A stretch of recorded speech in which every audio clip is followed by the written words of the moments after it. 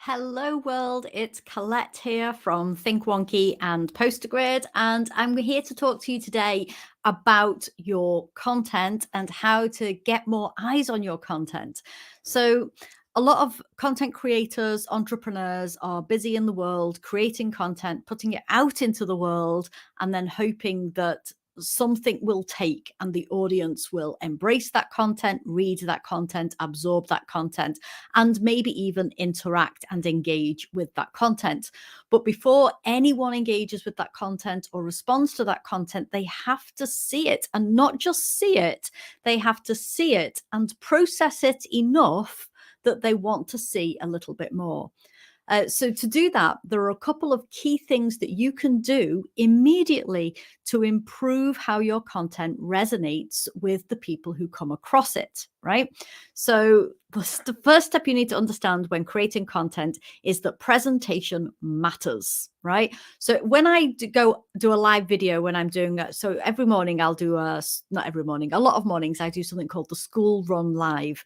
I don't get a lot of views or engagement on many of my school run lives because, to be perfectly honest, the quality is quite poor. I'm usually, walking.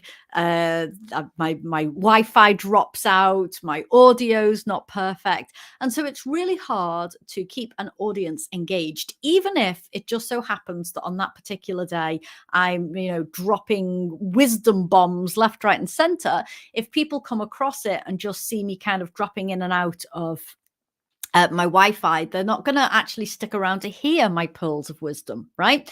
So the way that that information is presented is really important. So when I do a school run live, if it happens to be decent content, I then make it again, but I record it, or I go live with a different background and with better Wi-Fi. So it's that kind of thing that will get those eyes on your content. How you present it is really important. But before you work on how you're going to present your content, you need to understand the kind of content you're producing and why you're producing it. These things make a fundamental difference to the overall quality and response you will get when you create content and put it out into the world. Quick disclaimer, however, and when you're a content creator, you are going to put out content that, for whatever reason, doesn't fly. And you might think your content is brilliant, but it just doesn't fly for whatever reason. You might put out the same content a week later and it explodes, right? So it could just be the timing. It could just be how often you post about that particular piece of content. It could be any number of reasons, or it might just be that your audience isn't interested in that brilliant piece of content that you've spent hours creating. Right? Sometimes that's going to happen, but don't be disheartened by this, because when you're creating content for your audience, you are always learning. You're learning about content creation and you're learning about your audience. And when things don't work, this gives us vital clues as to what we can do to improve later on. Okay, so let's take a look at the different kinds of content that are out there. Number one, there is the image kind of content, and this can be broken down into a couple of different categories. So for image content or a static post, you've got things like photo, illustration, graphic, and even text. Text can be an image, and I'll come back to that a little bit later because this actually will be a future post, but this is something where a lot of content creators can often make a few common mistakes when they're creating that kind of content, and it's very easy to fix. So I'll touch on it today and I'll talk about it in the future. So there are image posts, photo, illustration, graphic, and text. Then you've got video posts. So with video posts, you've got a live stream piece of content such as this one, which is probably not going to be very polished. There might be some stumblings, stutterings, maybe tech will mess up on you. In this case right now, my camera's here and my screen is there. So if I want to see if anybody's commenting, I have to look away from the camera. So it's going to be a little bit unpolished. It's not going to be super perfect, and that's okay. That's a video live stream, right? Then you've got video, a recorded video, which can be more polished. However, there are different kinds of recorded video. There's the short form. So that's something that you might find YouTube Shorts, Instagram Reels, or TikToks, right? And a TikTok can be anything up to 3 minutes. You can upload things up to 10 minutes, but in terms of a short, it's generally 3 minutes or under. YouTube is 60 seconds or under, and Instagram Reels is 90 seconds or under. So if you want to post content across all three platforms, it needs to be under 60 seconds, and you can put it on all three platforms. If it's over 90 seconds, it can only go on TikTok. And if it's over 60 seconds, it can probably go on Instagram or TikTok. So I overcomplicated that there. And this is what I mean about a live stream, right? We can go off track and then we have to find our way back again. Okay, so that's a short form video. And the beautiful thing about a short form video is it's not expected to be polished or professional. It can be, clumsy. It can be humorous. You can use effects. You can have like weird filters on there. You can have a lot of fun with short form video to get your message across. And it doesn't have to be polished or perfect, but it does have to be quick and snappy. And I'll come on to that also a little bit later. Okay, and then there's the recorded form of video. So recorded video can be anything from a tutorial that you might have like for a course, or it might be a movie, right? Or it might just be some content that you record and put out there. This is the long form kind of recorded content, which it would typically be horizontal, right? So your horizontal form of content is generally going to be a little bit more polished than your vertical forms of content, but there's no rules again about this, right? So you can have a more chaotic, disjointed horizontal form of content, and a really polished horizontal form of content, vertical form. I've done that. But the point is when you are creating your content, you have to know if it's short form, your content has to be fast and speedy, and it has to keep people from the beginning to the end. Very, very important, right? If it's a long form piece of content, there has to be a thread going through it with something to entice people to stay a little bit longer, right? And ideally in that content, you need to be filling that content with value, with something of interest to your audience. So that might be something that's entertaining. It might be something that's educational. It might be something that's, I don't know, relaxing or energizing, whatever it is, whatever your purpose is, that content needs to hold your audience's attention. And if it does, they will come back for more. If it doesn't, the next time they see you, they'll probably scroll on by. That's the bad news, right? If 80% of the time your content's great, your audience will trust you to produce great content, and they'll give you a chance. But this takes time to do. Now, with your recorded video content, it's really important that you make sure that you include in it a very clear purpose to that content, so that when the audience is watching it, they get that at the end. They can't be disappointed, right? They can't go through all of that content and then get to the end and think, well, that was a waste of time. It's going to happen sometimes because we're content creators, and the nature of creating is experimental, right? We can't guarantee always the results that we put out to the results. What we can do is learn from the content that we've put out, so that we are constantly improving. And over time, the content you're putting out becomes better than the content that you put out 6 months ago or a year ago or 2 years ago. Okay, so your long form content is the horizontal form.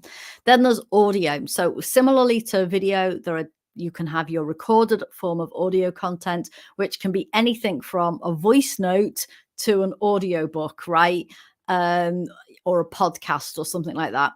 And you can have your recorded your live form of audio, which would be some kind of live broadcast, which might be on radio, or a phone call is even audio content, right? Or a room, so something like Clubhouse or something like Facebook Rooms. That would be your live streaming audio content. And obviously, the most important thing with audio content is the quality of your audio. If your audio doesn't have great quality, people aren't going to listen. That goes without saying. But here's the kicker: it's also audio that is the most important factor on your video content. What? What?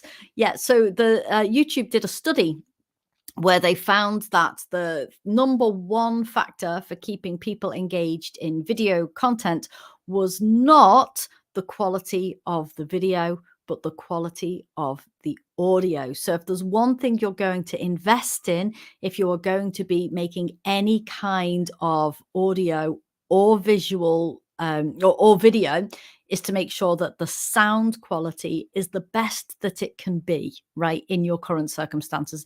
Doesn't mean it's always going to be perfect, especially if you're starting out, right? But working on your audio is going to make a big impact, and it's going to keep people interested in your content for longer, and it's going to get people to stay. If they come across it, they're going to listen that little bit longer, because something about the quality of the sound tells people that the content is going to be worth it. Right? It's a strange thing. We do the same with our visuals as well, with our images, with our photographs, with our illustrations, with our graphics, and with our text. The quality of the content is determined by how it's presented.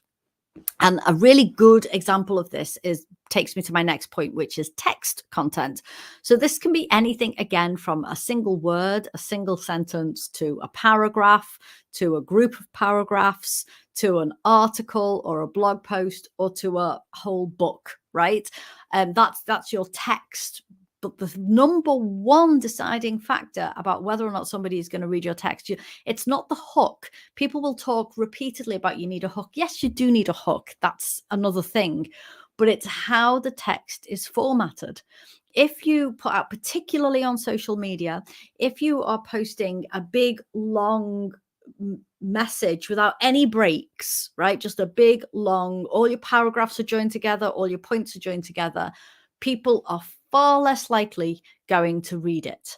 On social media, using lots of breaks, so basically every sentence or every couple of sentences is its own paragraph, is going to get more people reading your content, particularly from beginning to the end, than anything else. It's how it's presented, not necessarily the content itself. The content itself obviously has to have some value, but to get more eyes on your content, how it's presented is everything, right? So when you are presenting anything like video or audio, how that sound is presented is really important. The quality of your picture is going to matter too, but not to the same degree as your audio. Your audio must be presented well. Your text, it's not so much the hook that matters, but how the hook is presented. You can have the best hook in the world, but if it's the first 5 words of a really long paragraph, people aren't going to read it. If it's the first 5 words and then a break followed by a paragraph, people are going to read it. It's the simple things. We have to have space in our content. This is in all content, and it's the simplest, most effective way to get more eyes on your stuff. This matters. It matters in your video. It matters in your audio, and it matters in your images, and it matters in your text, which brings me back to images. Now, obviously, images are my speciality. That's the bit that I focus on more than anything else. I create, I'm not a photographer, so I don't do photography, but I create graphics. So a little word on the difference between graphic and illustration. So an illustration is something that somebody draws. And a graphic can be something that is anything from a photograph to an illustration, to a combination of the two, usually digitally remastered, and sometimes with text. A graphic can be something like a quote on an inspirational background, right? That is a graphic. So I want to make, earlier on I made a little reference to the fact that very often people will use text as graphics. And this is something that I think is, one, overused, and two, not used effectively. So it doesn't have the impact people want to make. And what happens is a lot of content creators and entrepreneurs will put in all this effort. They'll go onto Canva and they'll make this, really, they'll spend, quite some time making a text graphic and putting it out into the world, and it doesn't do anything. And the number one reason is, one, there's too much text. People don't look at images to read text, right? People often use it in space of flyers or, old style newspaper ads. But if you're on social media and you are creating an image, it needs to be an image. And then any text that's on there has to entice people to read the text above it, right? Now, if you have an inspirational quote as a graphic, great. But make sure it's not the only bit of the content that you're putting out there, right? So if you're making an inspirational quote, you need to make sure there's high contrast. So when we're talking about video and audio and making sure your sound is good and clear and crisp, you need to do the same with your text and your illustrations. You need to be having text that is clear and crisp. So if your background is dark, your text needs to be light, and vice versa.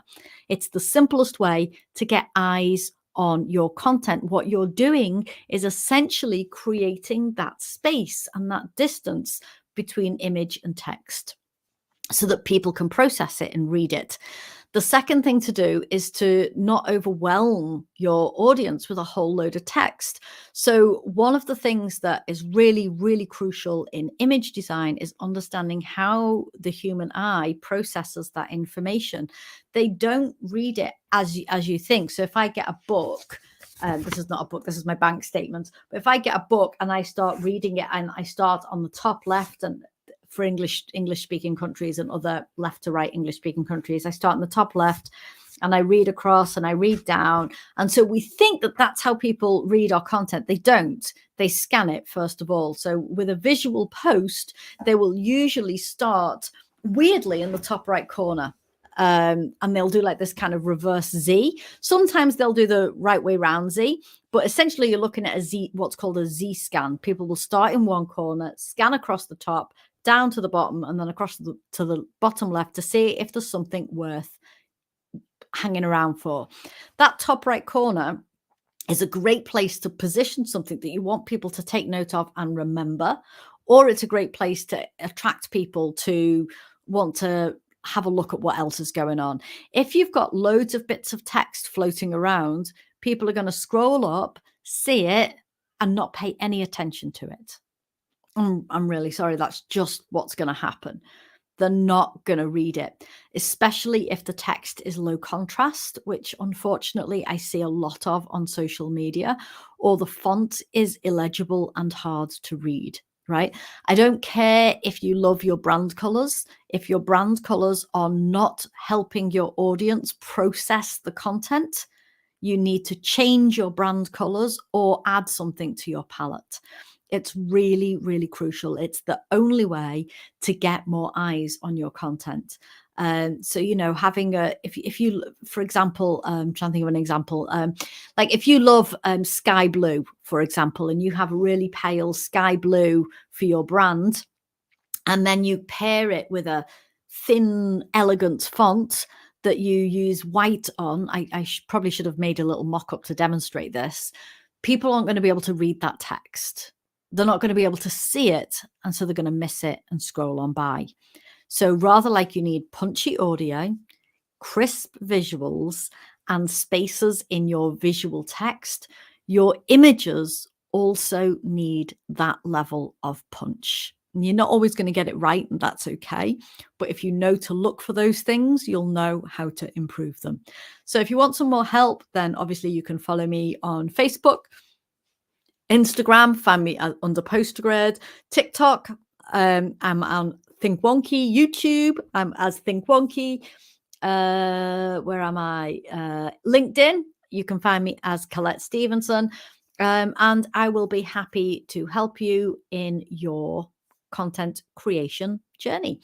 On that note, I'm going to disappear. That was much longer than I thought it was going to be. It was supposed to only be 15 minutes and I went on a proper ramble. All right, take care, everyone, and I'll see you all soon. Bye.